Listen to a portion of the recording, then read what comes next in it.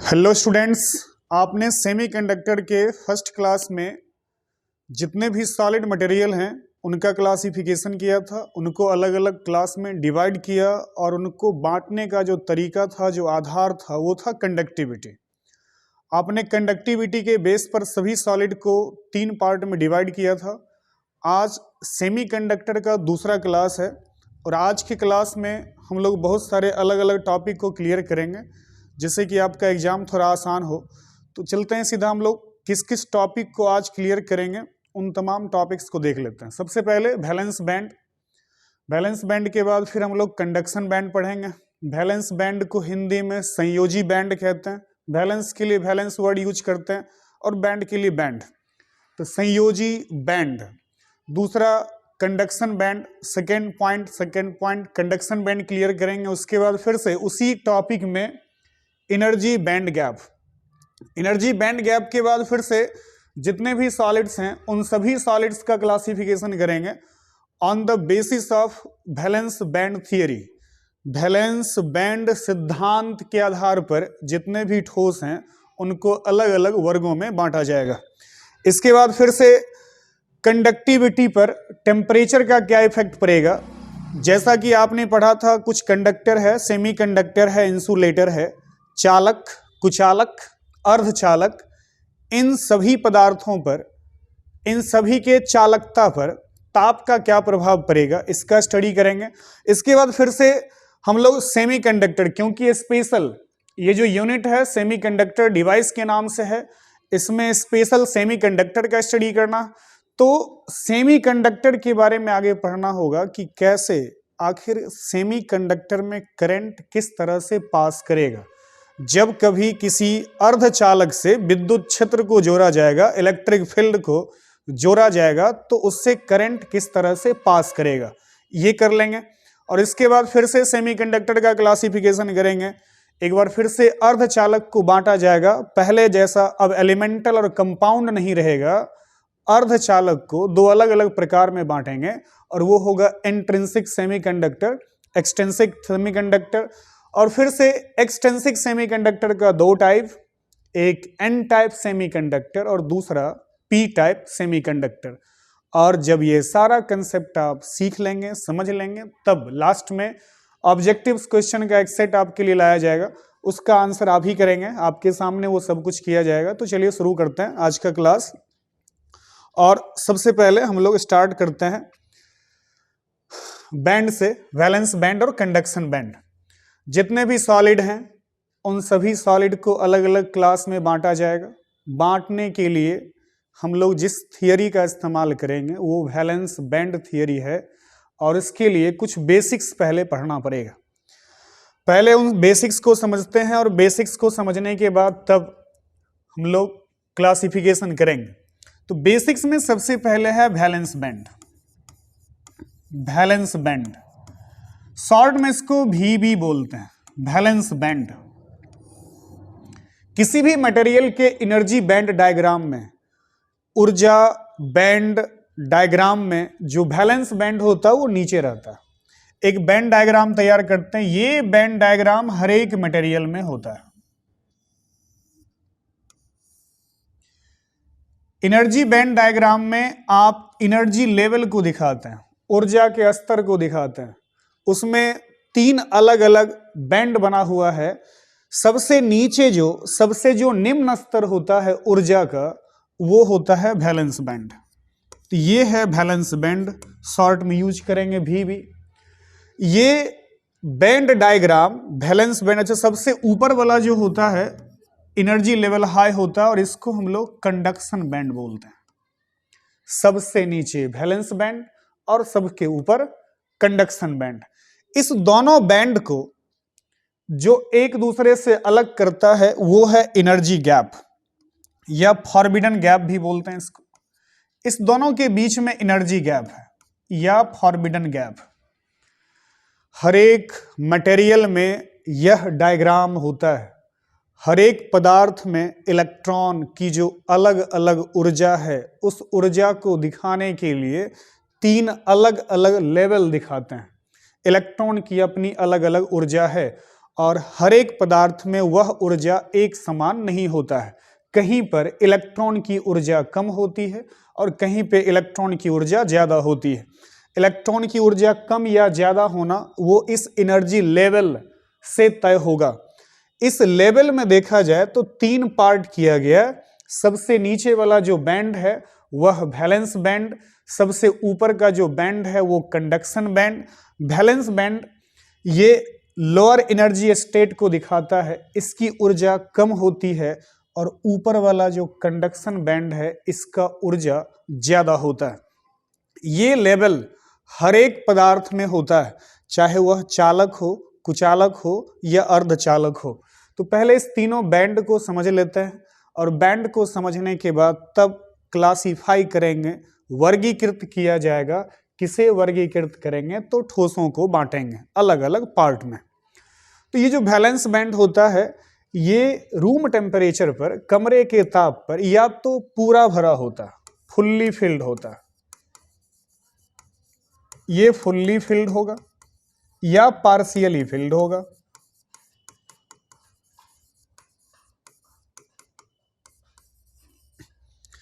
इसमें हमेशा इलेक्ट्रॉन भरा रहता है। किसमें? वैलेंस बैंड, संयोजी बैंड, ये इलेक्ट्रॉनों से पूरा भरा हुआ रहता है। एनर्जी बैंड डायग्राम में सबसे नीचे का जो लेवल है, जो सबसे नीचे का स्तर है, वह स्तर वैलेंस बैंड है। इसी बैंड डायग्राम का जो ऊपर वाला पार्ट है वो कंडक्शन बैंड है। वैलेंस बैंड कभी भी एम्प्टी नहीं होगा, कभी भी खाली नहीं रहेगा, इलेक्ट्रॉन हमेशा इसमें भरे रहते हैं। तो इलेक्ट्रॉन फुल्ली फिल्ड होंगे या पार्शियली फिल्ड रहते हैं, लेकिन इसमें इलेक्ट्रॉन रहता ही रहता है।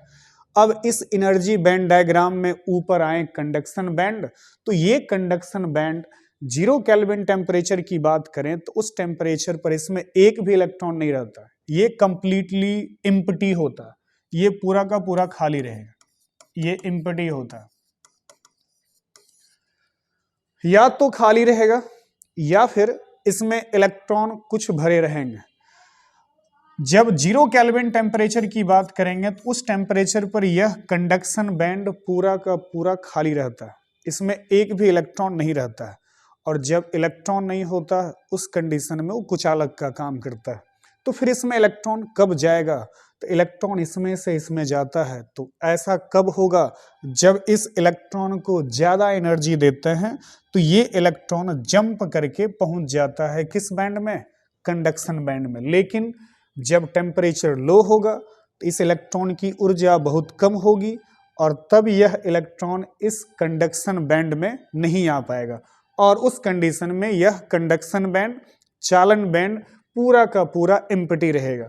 तो ये 0 केल्विन टेम्परेचर पर ये पूरा का पूरा खाली रहता है, एम्प्टी रहता है। लेकिन जब टेम्परेचर बढ़ता है तो टेम्परेचर के बढ़ने के बाद इसमें कुछ इलेक्ट्रॉन आ जाते हैं। तो इलेक्ट्रॉन आते हैं तब आप बोल सकते हैं कि ये थोड़ा थोड़ा पार्शियली फिल्ड हो गया, आंशिक रूप से भर जाता है, पार्शियली फिल्ड। ये 3 तरह के बैंड, जिसमें से सबसे नीचे कौन सा बैंड? Valence band. इसके ऊपर कौन सा बैंड? एनर्जी बैंड गैप है, और सबसे ऊपर में है कंडक्शन बैंड। तो conduction band energy band diagram में सबसे ऊपर वाला पोर्शन होता है और valence band energy band diagram का नीचे वाला पोर्शन होता है। इस दोनों बैंड के बीच में एक एनर्जी बैंड गैप होता है। यह गैप या फॉरबिडन गैप भी बोलते हैं, दोनों के बीच में गैप रहता है। अब कहें तो कंडक्शन बैंड का लोअर स्टेट, और फिर से देखिए तो इधर क्या है? वैलेंस बैंड है। तो वैलेंस बैंड का अपर स्टेट, कंडक्शन बैंड का लोअर स्टेट नीचे वाला पार्ट, और वैलेंस बैंड का ऊपर वाला पार्ट। इस दोनों के बीच में जो गैप होता है, इस गैप को कहा गया energy band gap. Energy band gap, इस बैंड गैप में कोई इलेक्ट्रॉन नहीं रहता, ये फुल्ली एम्प्टी रहता है। इलेक्ट्रॉन कभी भी इस गैप में इलेक्ट्रॉन नहीं रहेगा, इलेक्ट्रॉन इस गैप में कभी नहीं आएगा। तो इलेक्ट्रॉन इस गैप में आएगा नहीं, तो इलेक्ट्रॉन जाएगा कहाँ, तो वैलेंस बैंड से जंप करके किस बैंड में आएगा, कंडक्शन बैंड में। लेकिन हमारा यह बैंड गैप हमेशा एम्प्टी रहेगा। तो फिर ये बैंड गैप होता क्या है, तो वह मिनिमम एनर्जी, वह न्यूनतम ऊर्जा जिसको पा करके इलेक्ट्रॉन वैलेंस बैंड से कंडक्शन बैंड में जंप कर जाता है, वैलेंस बैंड को छोड़कर कंडक्शन बैंड में आ जाता है, तो उसी मिनिमम एनर्जी को हम लोग एनर्जी बैंड गैप कहते हैं।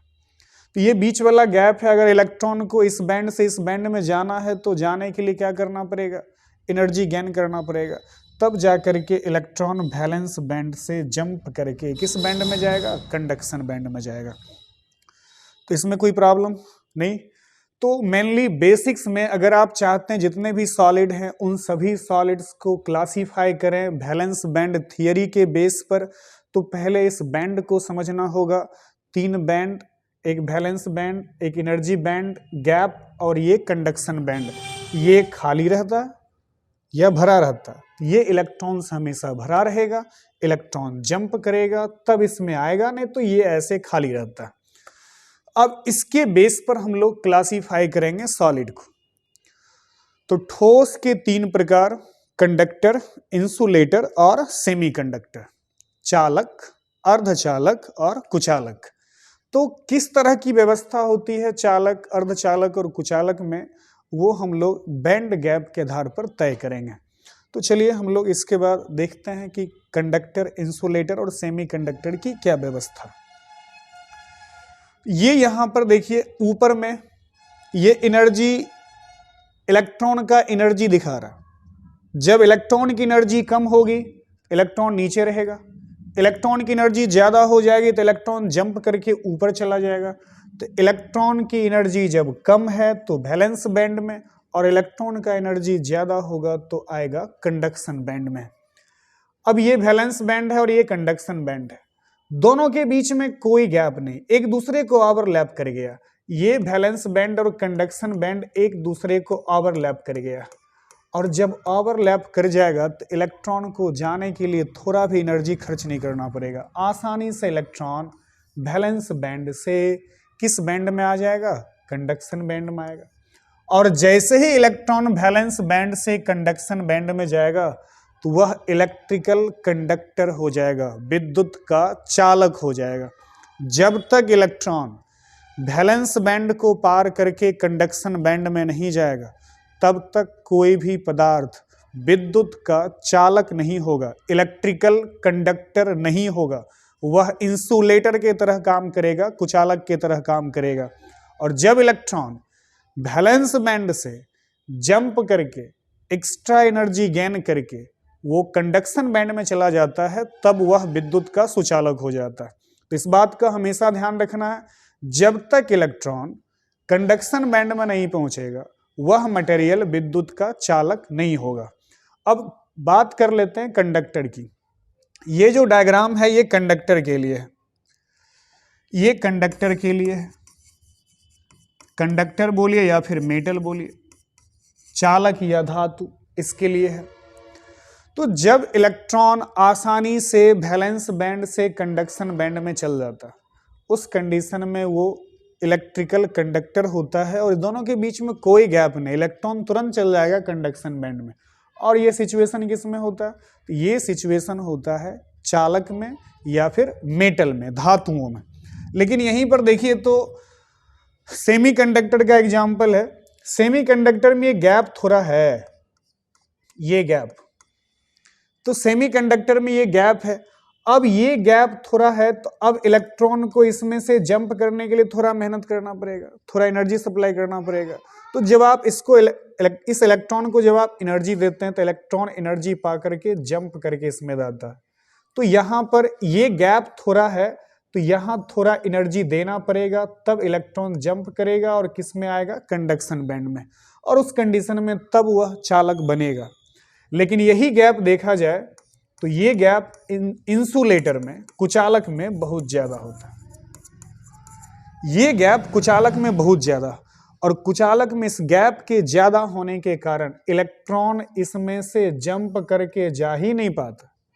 और जब तक इलेक्ट्रॉन वैलेंस बैंड से जंप करके कंडक्शन बैंड में नहीं जाएगा तब तक वह चालक बनेगा ही नहीं।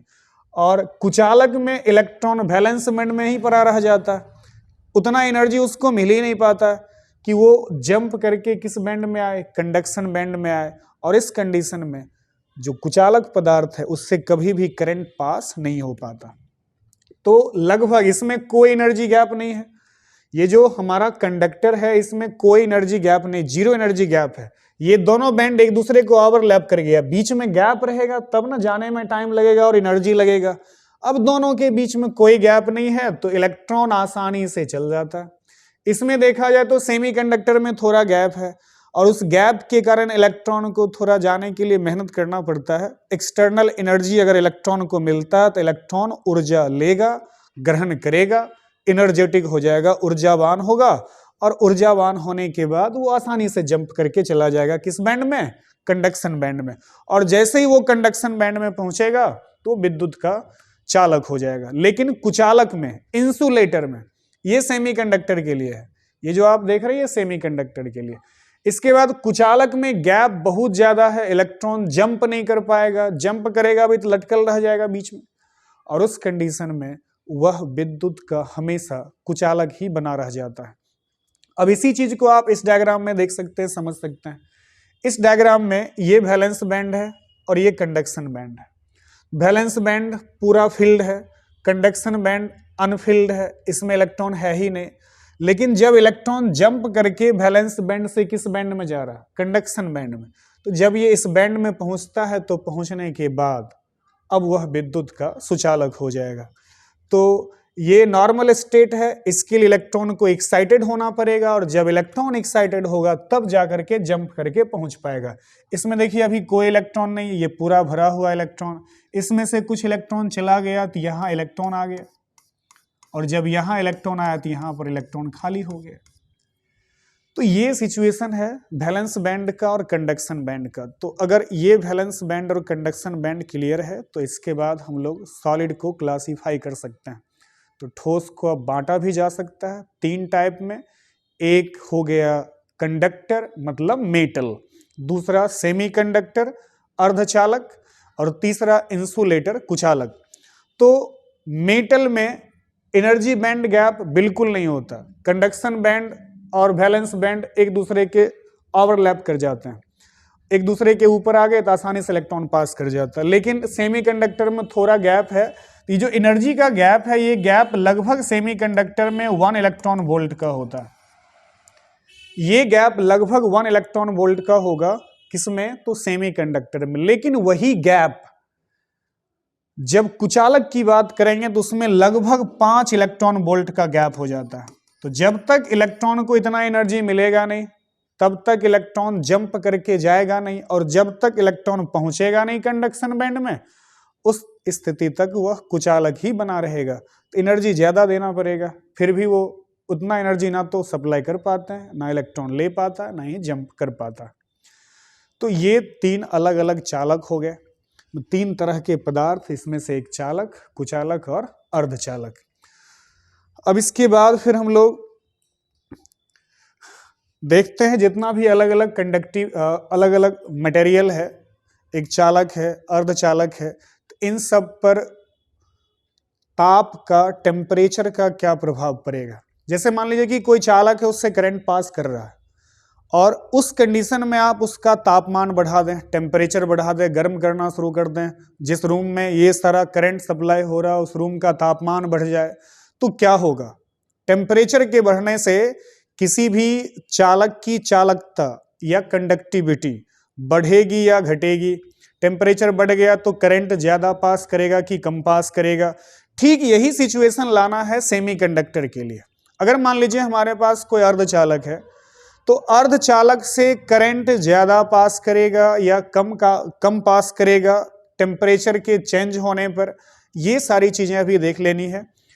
तो effect of temperature on conductivity, चालकता पर ताप का क्या प्रभाव पड़ेगा, ये चीज देखना है। और ये दोनों के लिए देखना है, कंडक्टर के लिए भी देखना और सेमीकंडक्टर के लिए भी। तभी हम लोग मान लेते हैं कि टेम्परेचर बढ़ रहा, एक कंडीशन अप्लाई कर लेते हैं कि टेम्परेचर इंक्रीज कर रहा। फिर उसी का अपोजिट ऑर्डर ले लेंगे तो टेम्परेचर डिक्रीज करेगा। तो यहां पर टेम्परेचर क्या कर रहा है, तो टेम्परेचर इंक्रीज कर रहा है, तापमान बढ़ रहा। जब तापमान बढ़ेगा उस स्थिति में चालक की चालकता चालक से ज्यादा करंट पास करेगा या कम पास करेगा। फिर टेम्परेचर जब बढ़ेगा तो अर्धचालक से ज्यादा करंट पास करेगा या कम पास करेगा। तो करंट के ज्यादा पास करने और कम पास करने के लिए हम लोग दो कंडीशन लेते हैं। एक हम लोग लेते हैं कंडक्टिविटी और दूसरा रेसिस्टेंस ले लेते हैं। रेसिस्टेंस प्रतिरोध, जो कि करंट को जाने से रोकने का काम करता है। इधर कंडक्टिविटी है तो कंडक्टिविटी चालकता, ये करंट को जाने देने वाला गुण है। किसी भी मटेरियल में अगर ये प्रॉपर्टी है तो करंट पास करेगा, और ये वाला ज्यादा हो गया तो करंट कम पास करेगा, करंट को रोकेगा। अभी यहां कंडीशन क्या अप्लाई किए हैं, तो कंडीशन अप्लाई किया गया कि टेम्परेचर बढ़ रहा है, तापमान बढ़ रहा है। तो तापमान के बढ़ने से कंडक्टर का कंडक्टिविटी घटता है, तो ये डिक्रीज करेगा, कंडक्टिविटी डिक्रीज करेगा मतलब घटेगा। चालक की चालकता तापमान के बढ़ने से, टेम्परेचर के बढ़ने से क्या होगा, डिक्रीज करेगा मतलब घटेगा। फिर इसी तरह से जैसे ही टेम्परेचर बढ़ेगा तो अगर ये घट गया, चालकता घट गया, तो उल्टा ये क्या होगा, तो ये बढ़ जाएगा, तो ये इंक्रीज करेगा। चालकता घटती है और प्रतिरोधकता बढ़ती है। ठीक यही सेमीकंडक्टर के लिए लीजिए। तो सेमीकंडक्टर में अर्धचालक में अगर तापमान आप बढ़ाते हैं, टेम्परेचर बढ़ाते हैं, तो टेम्परेचर के बढ़ने के साथ साथ इसकी कंडक्टिविटी बढ़ जाएगी, इंक्रीज करता है।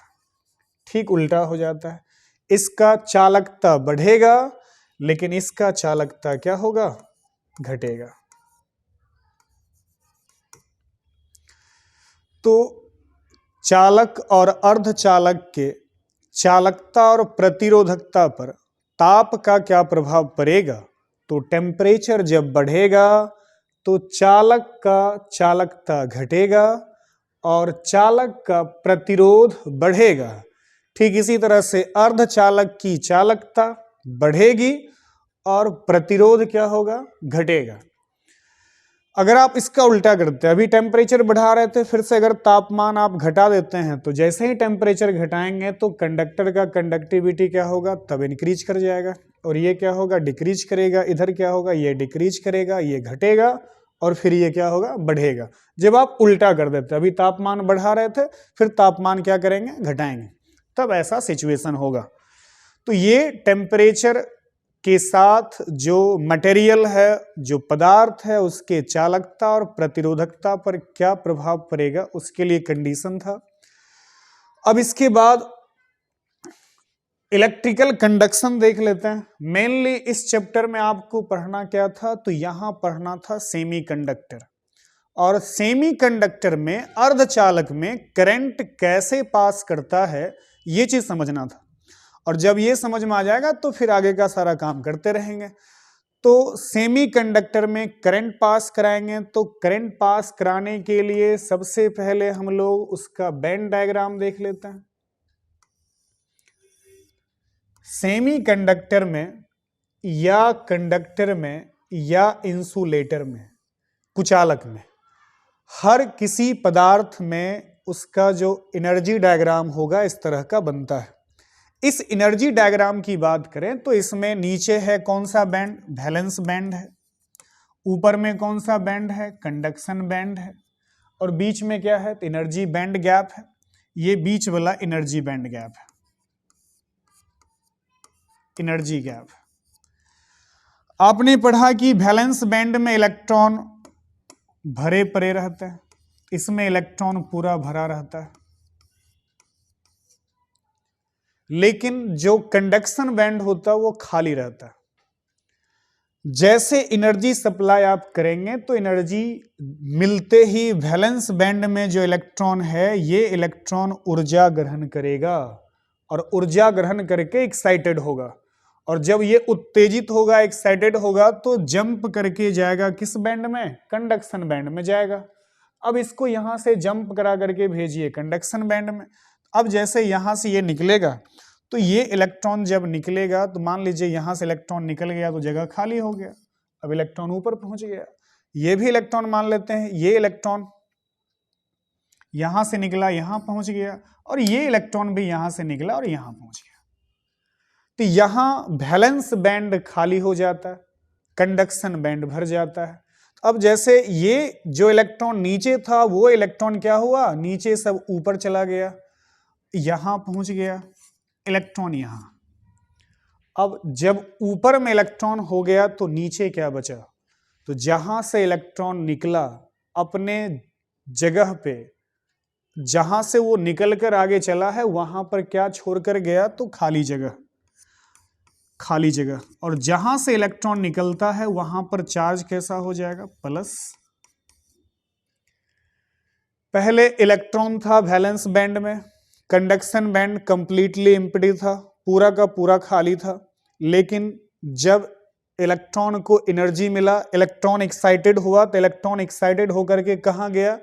कंडक्शन बैंड में गया। और जैसे ये कंडक्शन बैंड में पहुंचा तो अपने पीछे खाली जगह छोड़ा, तो इलेक्ट्रॉन जहां से निकला वहां पर चार्ज कैसा क्रिएट किया? प्लस। तो यहां से निकल के गया तो अपने पीछे प्लस चार्ज छोड़ा। वैसे भी आपने पढ़ा, जैसे ये सोडियम है, सोडियम इलेक्ट्रॉन कितने हैं? तो सोडियम का एटॉमिक नंबर 11, तो इलेक्ट्रॉन कितने होंगे? 11। और अगर सोडियम एक इलेक्ट्रॉन लूज करता है तो सोडियम पर चार्ज कैसा आता? प्लस। तो इलेक्ट्रॉन अगर कहीं से निकला है तो अपने पीछे कैसा चार्ज छोड़ेगा? तो प्लस चार्ज छोड़ेगा। तो ये इलेक्ट्रॉन भी यहां से निकला और निकलने के बाद चल गया कंडक्शन बैंड में और अपने पीछे कैसा चार्ज छोड़ दिया? तो प्लस। तो हर एक जगह जहां जहां से इलेक्ट्रॉन निकला वहां वहां पर कैसा चार्ज छोड़ा है? तो प्लस। लेकिन जहां से इलेक्ट्रॉन निकला वो जगह तो खाली हो गया, तो उस खाली जगह को होल बोला गया। तो होल, ये सब होल है, लेकिन इस होल पर चार्ज कैसा है? तो होल पे चार्ज पॉजिटिव है। तो पॉजिटिवली चार्ज्ड होल, ऊपर में कौन है? इलेक्ट्रॉन, और इस इलेक्ट्रॉन पर चार्ज कैसा? माइनस। अब अगर इस मटेरियल को इलेक्ट्रिक फील्ड से जोड़ दिया जाए, इस मटेरियल को इलेक्ट्रिक फील्ड से जोड़ दिया जाए, इलेक्ट्रिक फील्ड से जोड़ने के लिए यहां पर एक्सटर्नल इलेक्ट्रिक फील्ड अप्लाई कर देते हैं। एक्सटर्नल इलेक्ट्रिक फील्ड, इसके लिए सेल लगा देते हैं। सेल, ये सेल का निगेटिव टर्मिनल और ये सेल का पॉजिटिव टर्मिनल है। इसी मटेरियल का अगला पार्ट ये है। अब इसमें देखेंगे आप, नीचे होल है, पॉजिटिव होल, ऊपर में इलेक्ट्रॉन है जिस पर चार्ज कैसा? Minus. External electric field apply किया गया, बाहरी विद्युत क्षेत्र लगाया गया। अब इस विद्युत क्षेत्र के आरोपित होने से यहां जो चार्ज कैरियर है, जो आवेश वाहक है, इसमें से ये जो प्लस वाला है, ये प्लस वाला होल माइनस वाले टर्मिनल के तरफ दौड़ना शुरू करेगा, और ये जो माइनस वाला इलेक्ट्रॉन है, यह इलेक्ट्रॉन पॉजिटिव टर्मिनल के तरफ दौड़ना शुरू करेगा। और इस तरह से इस इलेक्ट्रिकल सर्किट में दो तरह का करंट बनता है। एक करंट इलेक्ट्रॉन के कारण बनता है, जैसा कि ये देख रहे हैं, सब का सब इलेक्ट्रॉन एक तरफ चलना शुरू कर देगा, सब इलेक्ट्रॉन इधर आना शुरू कर देगा, और होल किधर मूव करना शुरू करेगा? तो होल इधर मूव करना शुरू करेगा। पॉजिटिव होल नेगेटिव टर्मिनल की तरफ जाना शुरू करेगा। तो इस तरह से सेम टाइम में जब इलेक्ट्रॉन पॉजिटिव टर्मिनल की तरफ मूव करना शुरू करता है, आना शुरू करता है, उसी टाइम में होल किसकी तरफ जाना शुरू करेगा? नेगेटिव टर्मिनल की तरफ जाना शुरू करेगा। तो देखा जाए तो सेम टाइम में दो तरह का चार्ज कैरियर दो करंट का फॉर्मेशन करता है। एक करंट इलेक्ट्रॉन के कारण बना है और दूसरा करंट होल के कारण बना है। तो जो करंट इलेक्ट्रॉन के कारण बनता है उसको इलेक्ट्रॉनिक करंट कहते हैं, इलेक्ट्रॉनिक करंट, और जो करंट होल के कारण बनता है उसे होल करंट कहते हैं। तो यहां दो करंट है, एक इलेक्ट्रॉनिक करंट और दूसरा कौन सा करंट, होल करंट। इस दोनों के मिलने से इलेक्ट्रिकल सर्किट कंप्लीट हुआ और करंट पास करना शुरू किया। यहां देखा जाए तो इलेक्ट्रिक फील्ड का डायरेक्शन, विद्युत क्षेत्र की दिशा, विद्युत क्षेत्र की दिशा किधर से किधर होगी, तो प्लस टर्मिनल से माइनस टर्मिनल की तरफ होगी।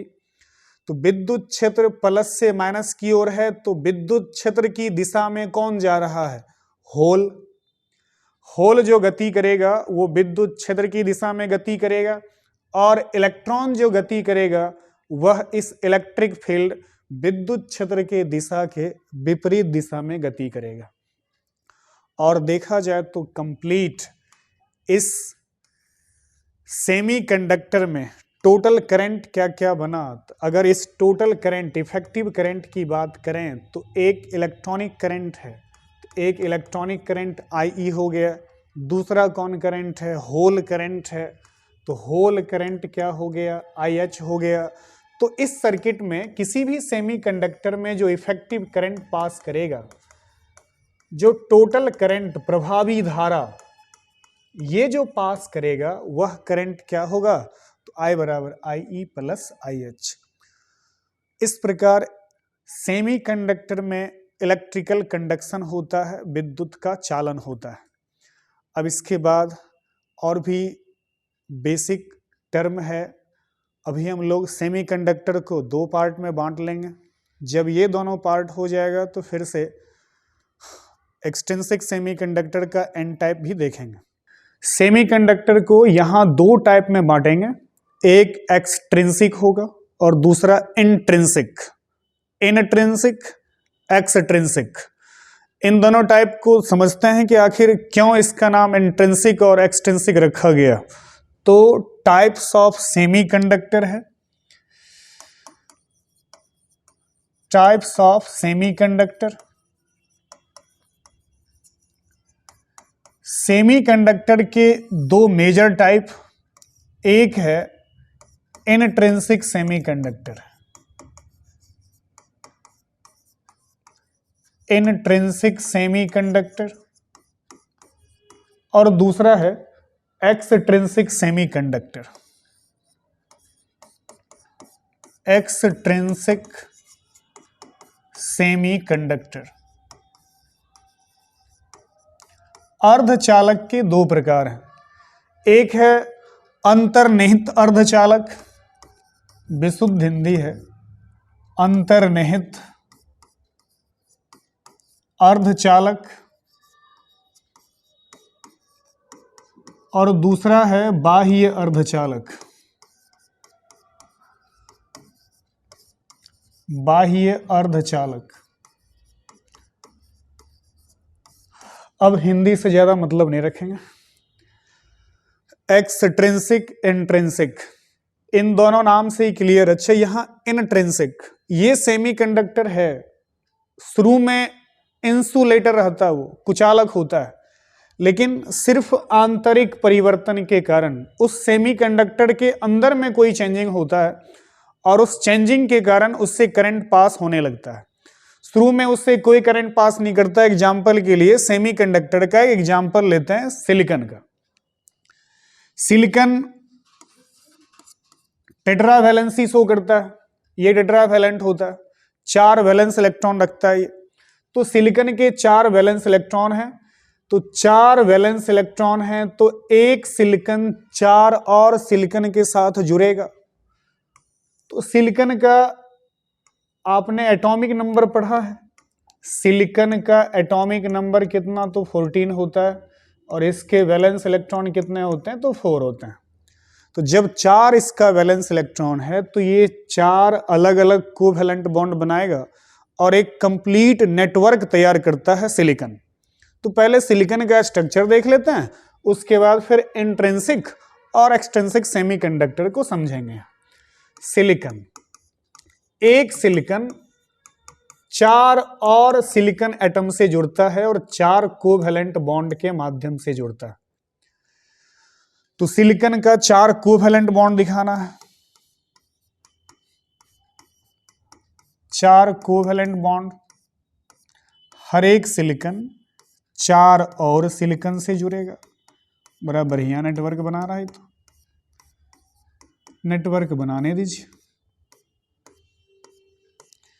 एक सिलिकॉन 4 और सिलिकॉन से जुड़ा रहता है, ये जनरल सिलिकॉन का स्ट्रक्चर है। अभी इस सिचुएशन में ये इंसुलेटर की तरह काम करता है, इससे बिल्कुल भी करंट पास नहीं करेगा। अब इससे करंट पास क्यों नहीं करेगा, तो इसमें एक भी इलेक्ट्रॉन फ्री नहीं है जो करंट को ले जाने का काम करेगा। तो अगर मान लीजिए कि आप इसको एक्सटर्नल फील्ड से जोड़ भी देते हैं, एक्सटर्नल फील्ड अप्लाई कर दिए, इधर सेल लगा दिए, निगेटिव टर्मिनल, ये पॉजिटिव टर्मिनल, अगर आप ऐसा कर भी देते हैं फिर भी इससे कोई करंट पास नहीं करेगा। ये इलेक्ट्रॉन मान लीजिए कि यहां से यहां तक इस तरह से मूव करता है, इलेक्ट्रॉन इस एंड तक आता है, लेकिन आगे इस एंड से इस एंड तक इलेक्ट्रॉन को, करंट को ले जाने वाला कोई है ही नहीं। तो इसके अंदर में कोई ऐसा फुर्सत में नहीं बैठा है जो करंट को फिर यहां के बाद आगे पहुंचाए, ऐसा कोई भी फुर्सत में नहीं बैठा हुआ। तो अगर फुर्सत में नहीं बैठा हुआ तो अब हमारी रिस्पॉन्सिबिलिटी बनती है कि उसको फुर्सत में लाया जाए। यहां पर देखिए तो एक सिलिकॉन का कितना इलेक्ट्रॉन, एक सिलिकॉन का वैलेंस इलेक्ट्रॉन 4। अभी चारों का चारों इलेक्ट्रॉन, जितना भी इलेक्ट्रॉन है सब इलेक्ट्रॉन अपने पड़ोसी सिलिकॉन एटम से जुड़ा हुआ, सभी इलेक्ट्रॉन अपने पड़ोसी सिलिकॉन के साथ जुड़ा हुआ है और कोवैलेंट बना लिया। ये बॉन्डेड है, फ्री नहीं है, और जब तक ये इलेक्ट्रॉन फ्री नहीं होगा तो करंट पास ही नहीं करेगा। अब इस इलेक्ट्रॉन को फ्री करना पड़ेगा। अब इलेक्ट्रॉन को फ्री करने के लिए क्या करिए, पर्याप्त ऊर्जा सप्लाई करिए, इस क्रिस्टल को हीट करिए। इस क्रिस्टल को जब हीट किया जाएगा तो हीट करने के बाद इस इलेक्ट्रॉन को एक्सटर्नल एनर्जी मिलेगा, एनर्जी को पा करके इलेक्ट्रॉन एक्साइटेड होगा, और जैसे ही एक्साइटेड होगा तो यहां वाला जो बॉन्ड है वो बॉन्ड टूट जाएगा। इस बॉन्ड के टूटने से इलेक्ट्रॉन यहां फ्री हो जाएगा। ये जो 2 इलेक्ट्रॉन एक बॉन्ड से जुड़ा हुआ है, 2 इलेक्ट्रॉन बॉन्ड से जुड़ा है, तो ये बॉन्ड टूटेगा, और बॉन्ड जैसे ही टूटेगा तो इलेक्ट्रॉन फ्री हो जाएगा। अभी ध्यान रखिए, बाहर से कुछ भी मिलाया नहीं जा रहा। अभी इसमें बाहर से कुछ नहीं मिला रहा है। हमारा एक क्रिस्टल है, सिलिकॉन क्रिस्टल है, टेट्रा वैलेंसी शो किया है, 4 वैलेंस इलेक्ट्रॉन था, 4 इलेक्ट्रॉन 4 और सिलिकॉन से जुड़ा हुआ है, कोई भी इलेक्ट्रॉन फ्री बैठा हुआ नहीं है। लेकिन आपको इलेक्ट्रॉन को फ्री करना पड़ेगा। इलेक्ट्रॉन फ्री नहीं होगा तो करंट को ले जाने वाला कोई बचेगा ही नहीं। तो इलेक्ट्रॉन को फ्री करना है, और इलेक्ट्रॉन को फ्री करने के लिए क्या किए, इसको गर्म करने लगे। तो गर्म किए तो बॉन्ड क्या हो गया, टूट गया, और बॉन्ड के टूटने से कौन फ्री हुआ, इलेक्ट्रॉन। अब जब इलेक्ट्रॉन फ्री होगा तो वही इलेक्ट्रॉन इलेक्ट्रिकल कंडक्शन के लिए जिम्मेवार होगा। अब कैसे वो फ्री होता वो देखिए। जैसे मानिए यहां से अगर एक इलेक्ट्रॉन निकल के भागता है, अगर यहां से इलेक्ट्रॉन निकल के भागेगा तो अपने पीछे कैसा चार्ज छोड़ेगा, प्लस। इलेक्ट्रॉन पर चार्ज कैसा, माइनस। मान लीजिए कि ये बॉन्ड टूटा और इस बॉन्ड के टूटने के बाद भी यहां से इलेक्ट्रॉन निकला तो इलेक्ट्रॉन पर चार्ज कैसा, माइनस। लेकिन यहां जो खाली जगह बचा उस जगह पे चार्ज कैसा, प्लस। अब जहां से इलेक्ट्रॉन निकला वहां एक पॉजिटिव होल बनाया, तो इलेक्ट्रॉन पर चार्ज माइनस, उस पॉजिटिव होल पर चार्ज कैसा है, प्लस। अब ये प्लस वाला और माइनस वाला यही करंट को ले जाने का काम करेगा। तो ध्यान रखिएगा, अभी बाहर से कुछ मिलाया नहीं गया है, सिर्फ टेम्परेचर बढ़ाया गया, इसको बाहर से एनर्जी दिया गया, और एनर्जी पाकर के इलेक्ट्रॉन बॉन्ड से फ्री हो गया। बॉन्ड टूटा, इलेक्ट्रॉन फ्री हुआ, और इलेक्ट्रॉन जब फ्री होगा अब वो इलेक्ट्रॉन मूव करने लगेगा। तो इलेक्ट्रॉन मूव करेगा तो अपने पीछे किसको छोड़ के जाएगा, प्लस वाला होल को छोड़ के जाएगा। अभी यहां 2 तरह के कैरियर बन गए, एक निगेटिवली चार्ज इलेक्ट्रॉन है और दूसरा पॉजिटिवली चार्ज्ड होल है। एक इलेक्ट्रॉन और दूसरा होल, इलेक्ट्रॉन पर चार्ज माइनस, होल पर चार्ज प्लस। अब जब इस क्रिस्टल को एक्सटर्नल फील्ड से जोड़ेंगे, विद्युत क्षेत्र आरोपित किया जाएगा, इसमें एक प्लस वाला दूसरा क्या माइनस वाला, तो इलेक्ट्रॉन मूव करना शुरू करेगा। इलेक्ट्रॉन पर चार्ज माइनस है तो ये इलेक्ट्रॉन किधर मूव करना शुरू करेगा, प्लस वाले टर्मिनल की तरफ, और ये पॉजिटिव होल है, ये होल किधर मूव करना शुरू करेगा, माइनस वाले टर्मिनल की तरफ।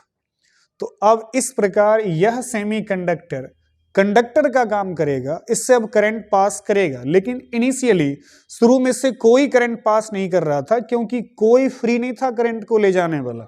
अब करंट पास हुआ, तो क्या यहां जो करंट पास हुआ इसके लिए इसमें बाहर से कुछ मिलाया गया, इस मटेरियल में कुछ दूसरा मटेरियल मिलाया गया? ऐसा कुछ नहीं हुआ, इसमें बाहर से कुछ नहीं मिलाए, सिर्फ और सिर्फ क्या किया गया, इसे थोड़ा गर्म किया गया, इसका टेम्परेचर बढ़ाया गया, या फिर आप ये कहें कि किसी भी स्रोत के माध्यम से इसे ऊर्जा दिया गया। ऊर्जा दिए, एनर्जेटिक हुआ, टूट फूट गया, इलेक्ट्रॉन फ्री हुआ, करंट पास करने लगा।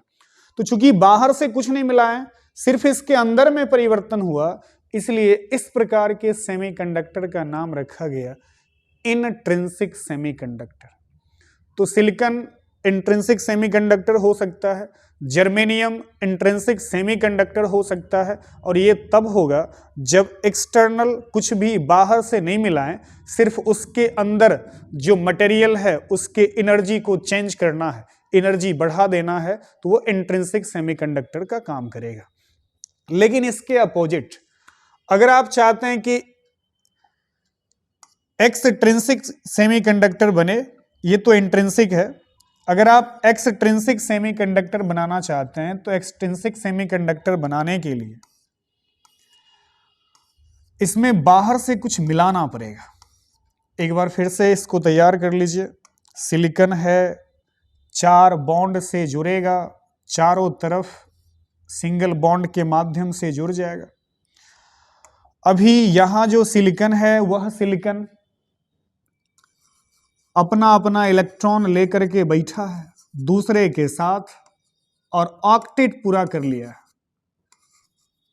यहां हर सिलिकॉन अपना इलेक्ट्रॉन लेकर के बैठा है और ये ऑक्टेट पूरा कर लिया है। देखा जाए तो इस सिलिकॉन का अपना ऑक्टेट पूरा हुआ है। इससे पहले जो बनाए थे वो इनट्रिंसिक था, बाहर से कुछ नहीं मिलाए थे। लेकिन अब क्या करते हैं, इस प्योर सिलिकॉन में बाहर से कुछ इंप्योरिटी डालते हैं। तो बाहर से जब इंप्योरिटी डालेंगे, कुछ अशुद्धि डालेंगे, तो डालने के बाद ये सेमीकंडक्टर फिर अब कंडक्टर का काम करने लगेगा, मतलब सेमीकंडक्टर ही है। तो इसमें बाहर से कुछ मिलाने के बाद ये कंडक्टर बनेगा, इसलिए उसका नाम रखा जाएगा एक्सट्रिंसिक। अब जैसे ये सिलिकॉन है, बाहर से कुछ मिलाते हैं, तो बाहर से मिलाने के लिए मान लीजिए कि इसमें डाल दिए, सिलिकॉन किस ग्रुप का एलिमेंट है, ध्यान रखिएगा 14th ग्रुप का एलिमेंट। आप 13 वाला भी डाल सकते हैं, 15 वाला भी डाल सकते हैं। तो अब एक 15th ग्रुप का एलिमेंट डालते हैं। ये सिलिकॉन 14th ग्रुप का एलिमेंट है पीरियोडिक टेबल का, और ये 15th ग्रुप में जैसे आर्सेनिक है जो 15वें ग्रुप का एलिमेंट है, एक 13th ग्रुप इधर तैयार कर लेते हैं। 13th ग्रुप का एलिमेंट इंडियम है, इंडियम ये सारे एलिमेंट। अभी हमारे पास ये सिलिकॉन है, सेमीकंडक्टर है। अब इसमें कंडक्शन अभी हो नहीं रहा था, सामान्य स्थिति में ये कुचालक का काम करता है, लेकिन अब इसको चालक बनाना है, सेमीकंडक्टर बनाना है। तो बनाने के लिए बाहर से कुछ डालते हैं। तो एक चीज ध्यान रखिएगा, बाहर से जो मटेरियल मिलाते हैं उसका नाम होता है डोपिंग प्रोसेस। डोपिंग, ध्यान रखिएगा, जब कभी किसी मटेरियल में बाहर से कुछ डाला जाएगा तो प्रक्रिया का नाम होगा डोपिंग। जैसे अभी सिलिकॉन है, अब सिलिकॉन में आर्सेनिक डाल दिए, सिलिकॉन की मात्रा बहुत ज्यादा, उसमें थोड़ी मात्रा में आर्सेनिक डाल दिए, तो आर्सेनिक के डाले जाने की प्रक्रिया कहलाती है डोपिंग।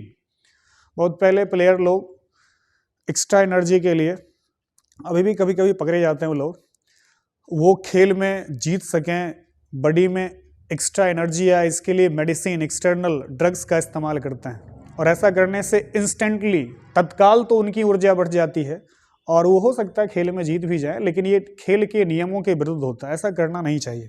और जो लोग करते हैं उनके ऊपर आजीवन बैन भी लग जाता है कि नहीं, आप कभी नहीं खेल सकते हैं। तो प्रोसेस है, जब कभी भी आप अपने बॉडी के अंदर कोई मटेरियल डालते हैं तो वही प्रोसेस होगा डोपिंग।